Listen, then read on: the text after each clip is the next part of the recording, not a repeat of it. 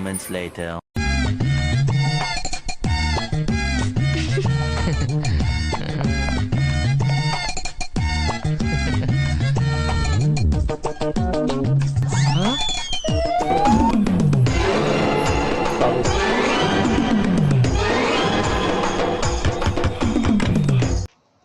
ఏంటి బాబు, ఏమైంది?